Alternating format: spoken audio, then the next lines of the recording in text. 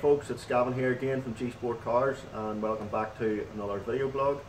Today we have yet another MX5 turbo that seem to be getting quite popular these days in G Sport HQ. So this is Robert's MX5. It's a really tidy car, so I wanted to do a video just to show you guys how it was put together. I want to show you the car.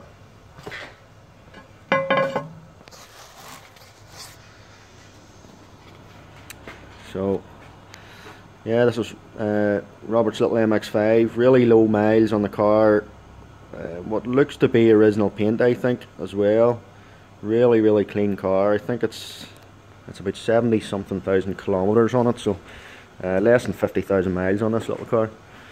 Really tidy car, well put together. Robert has put the turbo kit on himself. He has I think it was a GT25, something like that, GT25 ball bearing turbo. Spools really quick, comes on boost really soon, even for such a small engine as well. All nicely braided lines and everything. He has a 2.75 inch turbo back exhaust. He has also the Innovit LC2 wideband in here, which we actually had a couple of problems with, maybe a dodgy sensor or something like that, but he has that interfaced with the ECU, but unfortunately we couldn't get the readings off that on this occasion. Upgraded leads, all the usual sort of stuff. Well put together little car, and everything seems to be well taken care of in there. We have Motorsport Electronics supplied 3-port boost solenoid here, which is controlling the boost. As you'll find out later on in the video, this actuator here is supposed to be 7 psi, but the spring is very weak, and it only actually made about 0.1 bar on the actuator pressure, so we're relying heavily on this little solenoid here to increase our boost. But we can always change the spring later on, and we can adjust for that. So if you go on ahead, and I'll show you inside the car. Really clean car. As I think, full leather seats, really tidy. We have 78,049 kilometers. It was actually 77,999 when I first strapped it onto the dyno, so that's less than 50,000 miles in this car. Again, Robert's running the Motorsport Electronics ME221 ECU. Seem to be quite popular with the MX5s. He has a, well, you may not see it there, but he has a nice port here.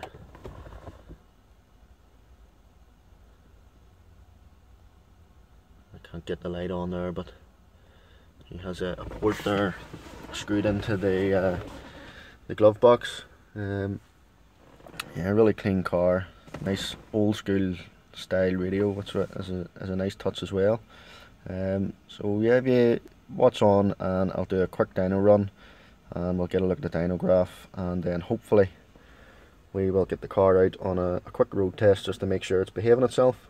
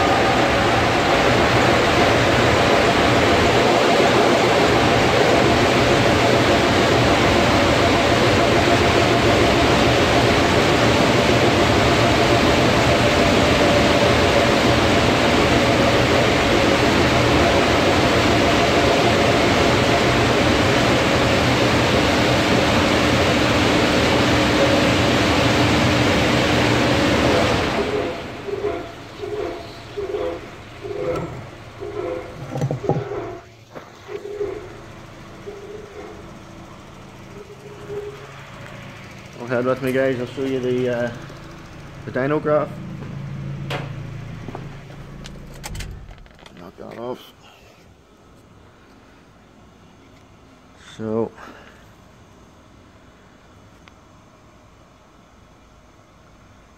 just focus that a bit better.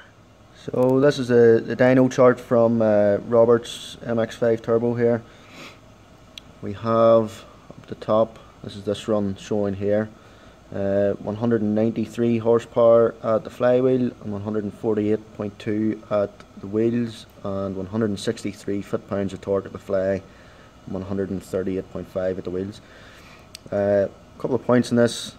Robert's actuator spring was very low, so the pressure on it was very weak. On actuator pressure alone, it was boosting about 0.1 bar. So Robert has also fitted a 3-port boost solenoid from Motorsport Electronics. So we now have about 0.5 bar and a very nice steady map curve here. So basically that's well enough controlled. It's sitting about half a bar, but that's quite a high duty cycle. So we're sitting about 90% duty cycle there, which is a little higher than we would like it, but it will work just fine. And of course our AFR trace here, we're sitting in mid 11s and just tails off a little ritz in the top end there, which is just fine. Okay, so we're out in a road test on Robert's MX5 turbo here. Apologies about the shaky camera. We're on a bit of a bumpy road here at the minute, and my camera mount is, well, it's rubbish to be honest, so I'll have to get a better one of those.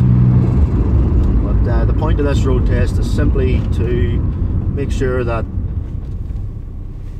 the drivability of the car is okay and there are no dead spots in the map, no misfires, nothing like that. Make sure it's driving okay as it should be, and there's no jerkiness or hesitation or anything. And it seems to be driving perfectly well. There doesn't seem to be any issues with it so far, which is pretty good. That's important on a standalone ECU. It's not so much of an issue on a factory remapped ECU, because you still have the base factory map there, and you know that it's going to be good for drivability unless you're making major changes to it for big cams and so on, or injectors and that type of thing. But other than that, usually a factory ECU will be fine. On a standalone ECU, you need to check things like on-off throttle, there's no jerkiness or anything like that. So this seems to be really smooth driving. It seems to be doing what it's told. There seems to be no issues. One of the other things I wanted to point out on this video is, I mentioned earlier that Robert has put in a GT25 framed ball bearing turbo, and Robert selected the turbo himself, and the reason he selected it was for drivability and quick spool up and everything and so on. So it does spool really well. I'm sitting at sort of 2000 RPM here, put the foot on the floor, and you can feel it start. It's build and boost, and then by 2,500 we're nearly off on full boost there, by 2,500 in the higher gears, which is a refreshing change, because a lot of the time you get people will pick a turbo or spec a turbo that is slightly bigger than what they need, and I understand the logic there, because they want to leave a bit of headroom for extra power, which is perfectly fine. But you often find that it tends to be that bit more laggy, and what happens is whenever your spool up area is higher in the RPM range, what you tend to find, much dependent on the exhaust housing and the turbo, but what you tend to find when it's higher up in the RPM range, that the change from off boost to on boost is very aggressive and very rapid, and happens very quickly. What that means is that driving the car, you'll have no boost, and then all of a sudden you have a big instant kick of power, which is good fun at times as well. But in order to get a really good good driving car and the word I'm looking for, to make it sort of easier to handle. I would always advise to spec a turbo just like this.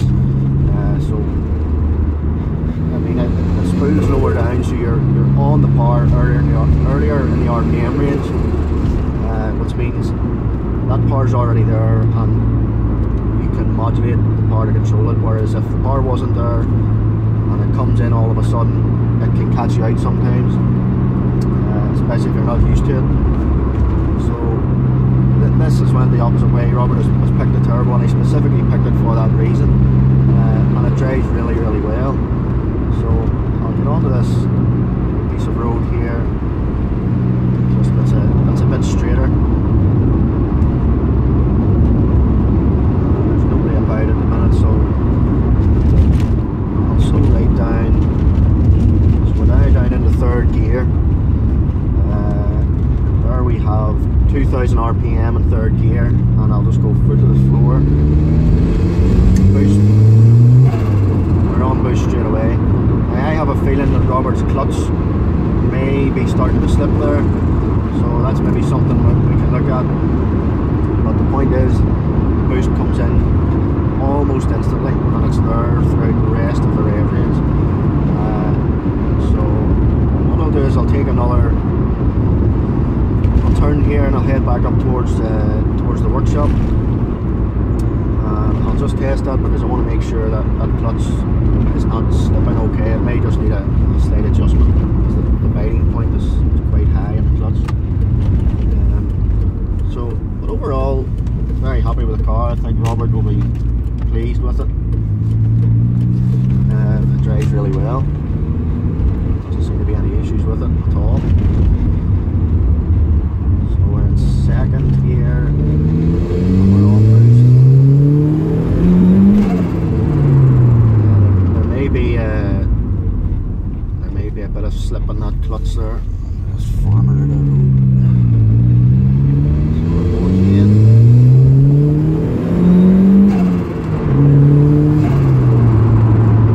It's hard to say, but generally overall, yeah, drives really well. No hesitations, no issues, nothing like that. So yeah, happy enough with that one, and I think Robert will be happy as well. So guys, thanks for watching, and hopefully we'll get another video soon, and I'll see you guys next time.